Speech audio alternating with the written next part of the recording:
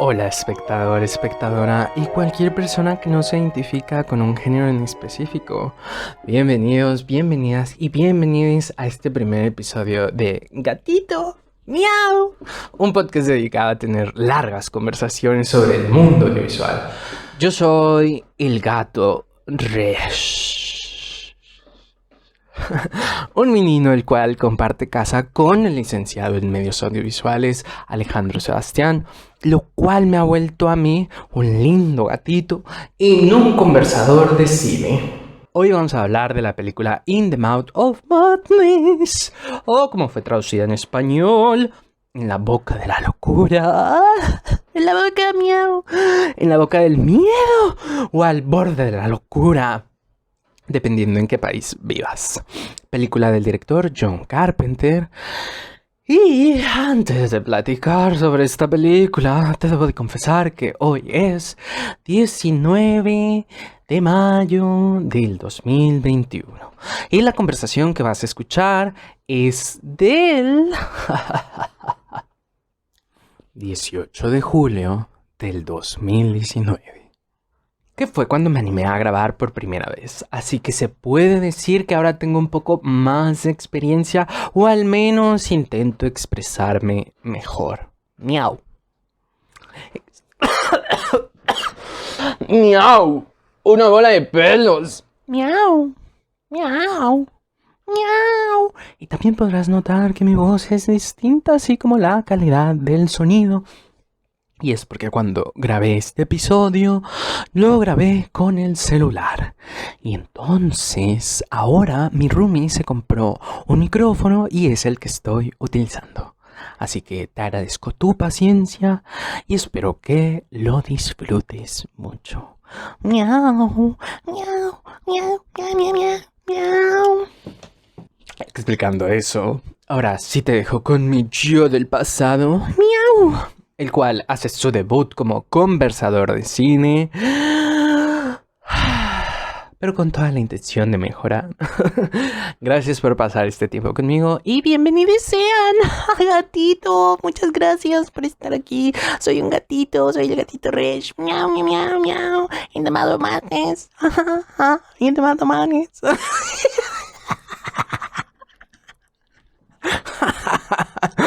In the mouth of madness. Escuchémosla. Ahora. Sí, vamos a escuchar. Ya la vamos a escuchar. Hola. Tuve un sueño. Y en ese sueño tenía dos ideas para dos canales de contenidos. Uno que es este sobre reseñas de películas y series y productos audiovisuales en general. Entonces, hablemos sobre In the Mouth of Madness. Hoy es jueves 18 de julio del 2019 y hoy es el cumpleaños de Serena, entonces del señor S. Serena cumple mañana. Ellos son los humanos con los que vivo. Y son hermanos. Por si querían saber. Y los jueves son los días que vemos contenido de terror.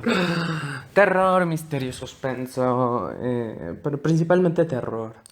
Entonces, y horror. Y thriller. Cosas así obscuras. Y entonces descubrimos esta película que existía como parte de un video de un canal que se llama, de una plataforma de videos de color rojo con blanco y negro, su paleta principal de colores. Ay, sí, tengo un sueño.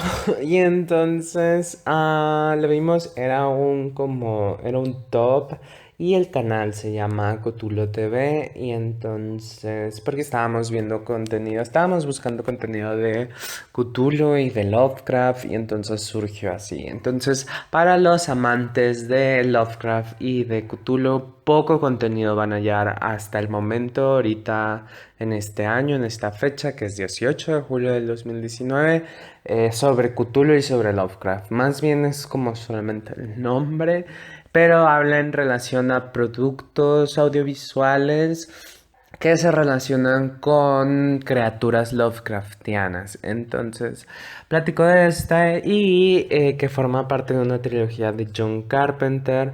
Entonces, bueno, hablemos sobre eso. La acabo de ver hace alrededor de media hora, 40 minutos. Entonces, para que vean, quiero que sepan cuánto llevo de reposo de la película y me parece muy importante que estaría muy bien realizar una segunda reseña viéndola después a una segunda lectura porque me parece interesante. La película me gustó, me agradó. Todavía estoy trabajando en una clasificación aquí en este podcast. Gatito, miau. John Carpenter es el director de, si bien recuerdo, de La Cosa y de Halloween. Sigue vivo actualmente. Ay, qué bueno, como que tenía la idea, como que tenía otra idea. Pero qué bueno, tiene 71 años, es de Estados Unidos y actualmente vive pues en Estados Unidos. Y bueno, pues el contenido que he visto de él es La Cosa, Halloween y ahora esta película. Disfruto mucho La Cosa, es una de mis películas favoritas, especialmente por su trama homosexual que tiene. Entonces ya hablaré en otro video de eso. Yo tengo una teoría sobre una relación homoerótica que pasa ahí. Entonces, esta película, una pequeña sinopsis, habla sobre un escritor, Kane, el cual ha desaparecido y la editorial contrata a un hombre de seguros, creo que se dedica a buscar como estafas y así. Entonces, algo así entendí. Estoy hablando de lo que yo entendí de la película.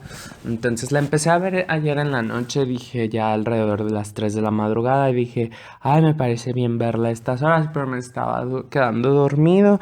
Y hubo como 10 15 minutos de los cuales totalmente me dormí. Entonces dije, mejor la veo mañana. Y entonces la vi ahorita, dije, me quiero dormir de nuevo, pero dije, me parece bien también verla ahorita ya. Y entonces, bueno, entonces la película trata sobre este famoso escritor de novelas de terror, Kane, el cual ha desaparecido.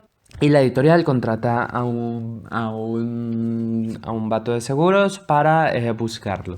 Entonces, él es un escéptico de la, del género de terror en sí. Entonces, la película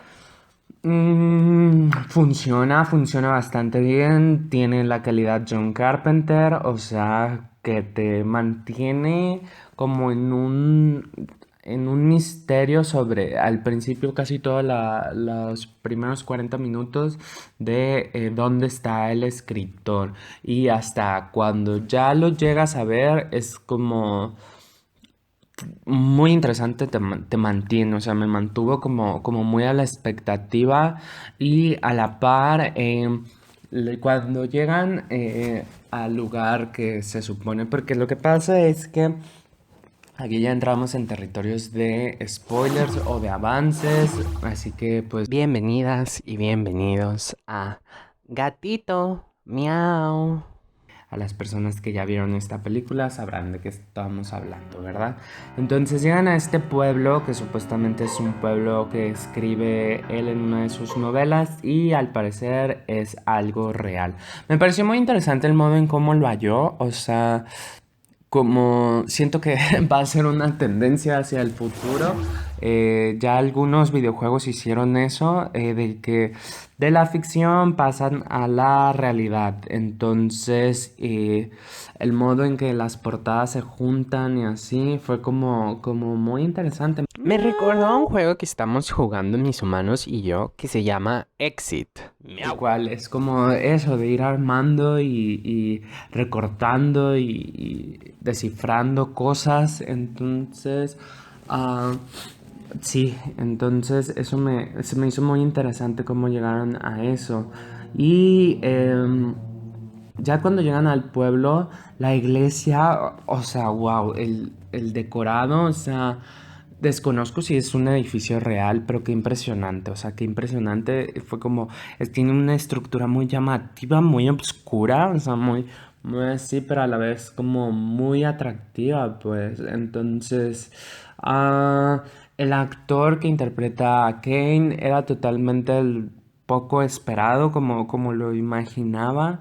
Entonces, pero ya en la película, o sea, lo vas como que dices, bueno, sí se adapta a la personalidad de este escritor, porque pues sabrán que las novelas de este escritor están generando ciertos ataques de violencia. Entonces, que es un poco lo que se plantea, lo que se planteó un poquito con Marilyn Manson, como que la influencia que el arte generado por un artista puede pues repito, generar en el consumidor o en sus espectadores o en los que escuchan. Entonces, que en sí creo que, o sea, la droga más usada aparte actualmente del azúcar es el arte en sí. O sea, vivimos con arte todo el tiempo. Entonces, damos por normalizados estos efectos que nos provocan. Entonces, me parece muy interesante por ese lado que aborda esa temática de cierta manera. Y me parece también, ya una vez en el interior de la iglesia, el decorado donde él está, donde está Kane, me recordó un sueño que tuve, pero el mío era un poquito más como metálico. Entonces luego en una película o serie voy a retratarlo.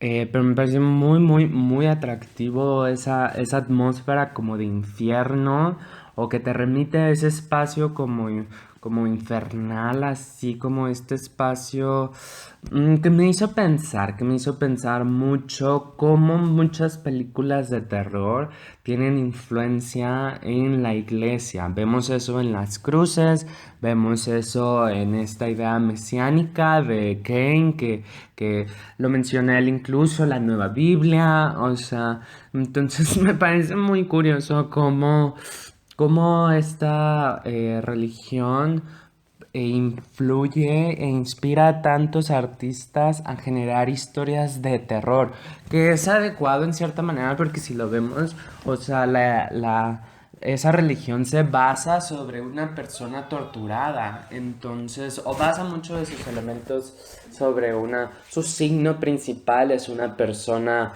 torturada, sangrienta, entonces claro que desata todo ese tipo de historias y de tramas. Sobre los elementos Lovecraftianos o estas criaturas muy que hemos visto en La Cosa o que se puede ver también en una película que se llama The Society déjame confirmarte el año. Es que sé que salió actualmente una serie, pero yo estoy buscando, más bien desconozco si la serie tiene relación con la película, entonces déjenme ver, porque la publicidad de la serie me pareció muy extraña. Esta película es sí, 1989. También tiene una escena muy gráfica y creo que es eso quizás lo que esperaba. De esta película Al borde de la locura. Esperaba un poquito una escena y más por cómo habló este chico del diario de Cthulhu TV, perdón, de Cthulhu TV.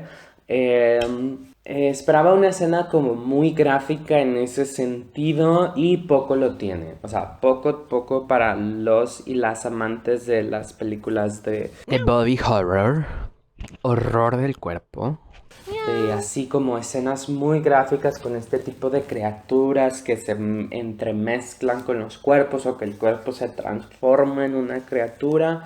O sea, El cuerpo humano se transforma en criatura o es torturado de una forma muy brutal y te lo muestran todo. O sea, a eso se refiere al body horror o horror del cuerpo. son pocas las escenas, pero las que tiene son muy bien realizadas. Y aparte, los elementos, es como un sutil, es como vas muy sutil, muy sutil. Y cuando nos presenta estas grandes criaturas, nos las presenta en mucha cantidad. Eso me sorprendió. Me sorprendió ver tanta cantidad de monstruos juntos. Aunque salen poco tiempo en pantalla, o sea, la duración de minutos en comparación a toda la película, de verdad es muy poquito el tiempo de las criaturas. Que es un poco la tendencia de la época, a excepción de La Cosa, creo. Porque en La Cosa sí se ven los elementos así súper en pantalla, los puedes apreciar bastante bien. Y aquí los ocultan un poco más, como que están ahí y los puedes ver en pantalla, pero duran poco en pantalla. Entonces quiero hablar sobre este pasillo que es parte esencial de la escena climática. Que totalmente veo que Chris Columbus y su directora de arte o su director de arte debería de saber eso, ya que soy un Potterhead. Se inspiran totalmente para la Cámara de los Secretos. La Cámara de los Secretos tiene este pasillo antes de llegar a la cámara, bueno, que ya es parte de la cámara donde están las serpientes. Totalmente veo la influencia de aquí. Lo que quiero decir es que se ve como para la saga de Harry Potter, In the Mouth of Madness, al borde de la locura, pudo ser una gran influencia en la Cámara de los Secretos. O sea, totalmente se ve la referencia. Entonces fue como muy agradable, pero aquí en The Mouth of Madness está un poquito más como se podría decir en grises y te da una sensación más sofocante, más que sofocante, no es esa la palabra, es como una sensación, tampoco es esa palabra, es como de abismo, ¿sabes? De abismo, así como, como, como eso. Y la escena esta, esto es un super spoiler, la escena de cuando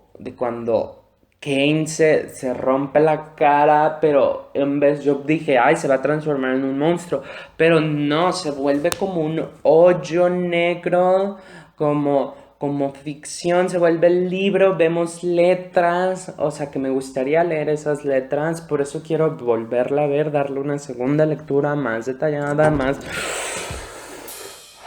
calmado así, y entonces, o sea, y en el mismo horario, fíjate que en un horario matutino me parece bien, y entonces, o sea, cómo se abre y que puede ser un poquito, pues, o sea, como esta idea de que, pues, la ficción, que tanto él, que la ficción no es tanto porque... Ahorita explayo esa idea, pero, o sea, cómo su ficción se adentra hacia la realidad, cómo él se vuelve este hoyo negro donde salen todas estas criaturas. Y entonces, que es un poquito, ahora sí explayo mi idea.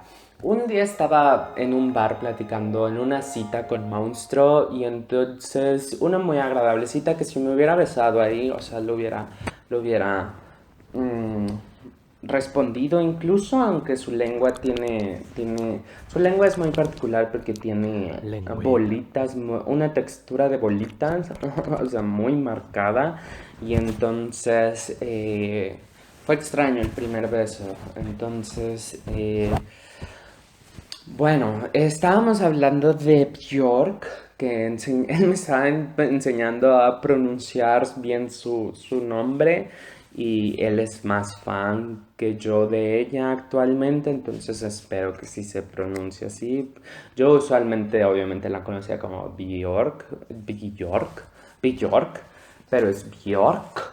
Entonces, estábamos hablando sobre la idea de cómo era el proceso creativo del artista y él me decía que tenía una teoría y me decía que era que las ideas están ahí y que el artista es como un pescador que va como agarrando las ideas y bajándolas, pero en cualquier momento otra persona puede llegar y bajarlas, o sea, entonces es esta idea de que el arte va más allá, que es algo más allá del ser humano y que el ser humano solo funciona como un receptor que baja esas cosas a la realidad, mensajes que se bajan a la realidad. Puedo concordar de él de cierta manera, pero era lo que hablábamos y creo que es donde yo más concuerdo con él, que ahora sí que lo que diferenciaba a un artista del otro era cómo le daba ese tratamiento, cómo trataba las ideas y cómo las trabajaba, cómo las desarrollaba. O sea, tú puedes tener la idea, voy a poner un ejemplo sencillo, que la idea puede ser el color azul. El color azul, hablemos el color azul como idea, sí. Y entonces hay dos clases de artistas, o sea, hay muchas clases de artistas, pero para este ejemplo vamos a poner dos clases de artistas. Uno pinta un cuadro azul tal cual, así, un azul en un solo tono. Pero hay otro artista que trabaja diferentes tonos de azul y le da formas, crea con ese color, crea una iglesia, ¿de acuerdo? Entonces, para seguir el tema de In the Mouth of Madness, porque pensé en una casa. Entonces, ¿sabes? Son la misma idea, el azul, pero trabajada de diferente manera. A eso es a lo que me refiero ya con temas, incluso ideas más rebuscadas, ya es cuestión de que ustedes explayen y se imaginen y desarrollen eso, ¿de acuerdo? Pero esa era la idea y eso era lo que estábamos conversando. Entonces, sí, eso es lo que yo concuerdo, que ya el reconocimiento o la importancia de un artista depende mucho de cómo trabaja sus ideas. Entonces, es un poquito esta idea, ¿sabes? Si ya lo llevamos si lo llevamos a la realidad, que es lo que vamos a ese tema porque es lo que más maneja la película. ¿Qué es la realidad? ¿Qué es lo imaginario? Entonces, si lo bajamos a la realidad, esta idea sí puede funcionar como una metáfora de cómo funciona el artista. Que el artista se vuelve un hoyo negro o un hoyo morado, ya depende del artista y de cómo se quiera definir. Eh, que invita y que libera al mundo criaturas y formas, personajes, situaciones, momentos, incluso aunque esté hablando del pasado, aunque sea una historia de, ahora sí, valga la redundancia histórica, está aventando su propia interpretación de eso. Entonces, una vez que ya está en la realidad, es imposible quitarlo, ¿sabes? Entonces, lo maneja muy bien, te lo deja muy claro eso. Y creo que es un John Carpenter como haciendo un poquito una propia crítica, pero crítica en el sentido de más bien reflexión, sería una reflexión del propio arte, de cómo él, su propio arte lo genera, pues entonces es casi como el proceso creativo de un escritor, entonces me parece muy interesante y podemos notar que el actor que eligió para Kane tiene un poquito de similitud con el estilo de John Carpenter, o sea, tiene un poquito de esa fisionomía. Entonces, y también el actor principal se parece un poco al que eligen al actor como Kane, e incluso quien lo está entrevistando es como se parece a Kane, o sea, es como, parecen como la misma persona pero en diferentes edades. Entonces, que al actor que lo está escuchando en el manicomio, Yo lo había conocido en otra historia del Necronomicon, entonces sí hay una relación ahí Lovecraftiana. Entonces, desconozco si fue antes o si fue después. Vamos a checar, eso sí estaría bien.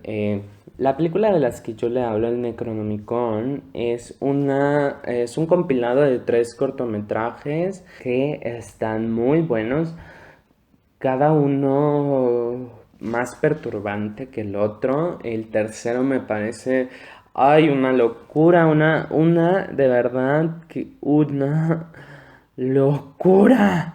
De verdad que me parece una locura. Pero es que al parecer salió una película en 1993, pero la que nosotros estamos buscando es la de 1993. Exacto, la de 1993. Y la de esta, Into the Madness, in the Mouth of Madness, es del 94, sí, ¿ves? O sea, evidentemente sí hay una relación Lovecraftiana porque el otro actor primero hace la otra película y así. Por la portada de verdad que esperaba un poquito más gráfica la película, es solamente cuestión de gustos, pero también se agradece una película con estos temas y con suavidad. Entonces, hablemos sobre lo que es la realidad y sobre lo que es la ficción. Lo plantea muy bien John Carpenter y es una realidad que lo que se considera realidad va cambiando dependiendo la época y las situaciones que se estén viviendo, el gobierno que esté gobernando, valga la redundancia, lo que la mayoría piense como sociedad colectiva. Entonces sí es totalmente, y sí te da miedo, creo que esa es la base de la película, que te da miedo eso en el sentido de cuando pierdes el sentido de la realidad, porque puede llegar a pasar en cualquier momento, cuando una idea, y es lo que digo, sale al mundo y literal es como un virus, y infecta a la mayoría. Puede que toda la realidad cambie, que lo hemos visto muchas veces, quizás incluso hay generaciones que lo han vivido. Entonces, sí es un poco delirante y entonces, sí al final, pues sí es la reacción, creo, como que al principio sí es el miedo a que esta idea te domine, a que esa realidad se sobreponga sobre la realidad que estás viviendo y cambie todo lo que estás, la manera en que te comunicas, la manera en que se manejan, la manera en que obtienes servicios y beneficios, la manera en que te relacionas, la manera en que vives en general. Entonces, es el miedo, luego es la negación, luego es como la aceptación, que es lo que cuando ya está en el manicomio, y terminamos como con ya la simple, la demencia total de reírte ante la situación, porque pues ya la situación dominó, entonces, ¿sabes? Entonces, sí es como un poquito eso. O sea, y hablemos del final. El final me queda un poco... me queda un poquito como... por eso la quise volver a ver. Fue como una confirmación de... En el diálogo que dice la persona que lo estuvo escuchando al protagonista todo el tiempo. Le dice, cuando sale al doctor, le dice, ¿qué pasó? Y entonces él le dice, pues él cree que todo es ficción y cree que la causa es Kane. Y entonces fue como, ¿qué? O sea, ¿cómo? ¿Cómo? Él cree que es ficción, pero él está diciendo que es realidad. Entonces ahí quizás fue una cosa de traducción, por eso quería también verla sin subtítulos, pero la verdad es que quería verla sin audífonos, entonces el dispositivo por donde la vi tiene un volumen un poco bajo, entonces sí necesitaba los subtítulos porque había partes que hablaban muy bajo, entonces poco escuchaba. Igual me pasa en películas y series de mi idioma o actualmente con los dispositivos que tengo. Entonces tengo que activar subtítulos inclusive aunque esté en español. Pero más que el audio, más que esté mal el audio, o sea, no es eso, porque es parte del ritmo de la película, que de repente hablen bajito y así, que de repente hablen más fuerte, y vos, ¿sabes? O sea, y entonces para eso siempre es recomendable, pues, un dispositivos donde puedas escuchar y ver perfectamente. Entonces, pero si es así, si realmente ese es el diálogo que se dice, entonces sí me deja un poquito como a plantear y a pensar como, ¿qué es ficción? Entonces, ¿cuál es la verdadera realidad? ¿Cuál ha sido la verdadera realidad de esta película y cuál ha sido la verdadera ficción? Eso fue como un cisne negro. ¿Cuáles son los momentos reales y cuáles son los momentos ficticios? O sea, uy, uy, uy, uy, uy, uy, uy, uy. Entonces, y ya para ya como partes finales, hablemos sobre los protagonistas. Me parecen funcionales, me parecen bien. Solamente siento que la interpretación del actor principal, que vamos a ver quién es un actor conocido, eso sí lo sé, pero Sam Neill. Sam Neill y Julie Carmen se podría decir que son los actores principales, junto con Jürgen Prochnow, que es el que hace el personaje del escritor, que es Sutter Kane. Sutter Kane, ahí está, no me acordaba del primer nombre del escritor en la película. Pero Sam Neill creo que lo hace bien, pero también siento que está acelerado todo el tiempo, como que su interpretación está... ¿Y a qué estoy hablando? O sea, su ritmo y el modo en que interpreta está bien. O sea, cuando me refiero a acelerado, el personaje, la actitud, se siente un personaje como que vive muy acelerado. O sea, como que están siempre en todo momento. O sea, sé que cuando te están persiguiendo seres de otras dimensiones y tu realidad se está cayendo a pedazos, tu realidad mental se está cayendo a pedazos, te puedes acelerar, pero como la traes desde el inicio, o sea, desde el inicio trae como este elemento. O sea, ¿sí me explico? O sea, sus diálogos están bien dichos, o sea, está bien dirigido y todo, sus ademanes, pero él es como parte, un rasgo de la personalidad del personaje que siento que un poco la aporta y distrae un poquito. Creo que por eso se pierden los matices. Pues creo que puede haber dado más matices de interpretación. Y siento que lo que más nos transmite es un aceleramiento, está todo el tiempo acelerado. Y yo queriéndome dormir, pues, y era como que, ay, no sé. ¿Sabes? La actriz Julie Carmen se me hace que está increíble, está fabulosa en el personaje. O sea, te transmite. Es la primera vez que veo a esta actriz o que soy consciente que la veo, porque luego pasa eso, que ves personajes y dices actores y dices, ay, mira, como que los haces conscientes, ¿sabes? Entonces, se me hace que lo hace fabuloso, fabuloso. O sea, toda la escena de cuando ella entran al pueblo, que me parece ahí que logran entrar a esta ficción gracias a ella, porque ella cree en las novelas, ella cree en lo que el escritor ha escrito. Entonces, yo creo que si Tren, el personaje protagónico, hubiera estado manejando, nunca hubieran entrado a esta ficción. Creo que ella es la que, de cierta manera, los y la introduce a esta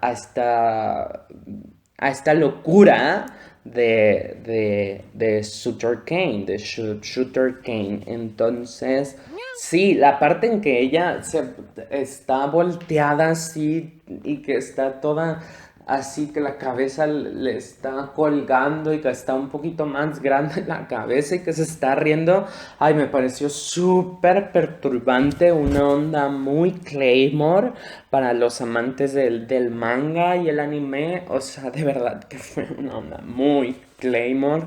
Y entonces, pues sí, o sea, quiero ver Claymore, ¿de qué año es? 2001, o sea que Claymore estaría inspirado quizás en esa escena, pero es brevemente, o sea, es un breve momento por la risa y todo, y el movimiento y las formas. Entonces, me parece una película totalmente disfrutable. Si le tuviera que dar un número, aquí tiene en ciertas clasificaciones, tiene 7.2 de 10, tiene un 6.6 de 10 y tiene un 59%. Y otra cuarta de usuarios, esta de usuarios es de un 93%. Y a mí me gustó, si tuviera que darle un número, yo le daría un 8. Le daría un 8, un sólido 8, un agradable 8, una película que la vas a ver y es una garantía que te va a gustar, que la vas a disfrutar, que te da los elementos necesarios, pero tampoco te choquean, ni te perturban, o sea, es una película que vale la pena revalorarse por todo lo que plantea. Me parece muy, muy interesante y creo que tiene un análisis más profundo. Creo que de verdad cuando un escritor o un director de cine en este caso presenta un personaje escritor, ¿sabes? Es como muy importante explorarla. ¿Por qué? Porque va a dejar muchos elementos sobre lo que él piensa, sobre lo que es escribir, sobre lo que considera que es ser un artista, sobre lo que significa ser un creador, Entonces, me parece muy, muy interesante en ese sentido y sí valdrá la pena volverla a ver y hacer una segunda reseña de esto. Entonces, bueno, pues de momento esta es mi primera reseña para In the Mouth of Madness. Me gustó. Entonces, pues espero que hayan disfrutado de esta reseña y de verdad espero que hayan disfrutado de la película también. Entonces, porque ya saben que en gustos, pues hay muchos colores. Entonces, pues las veo y los veo a la próxima. Todavía estoy trabajando en una bienvenida y en una despedida. Entonces, pero bueno, un saludo.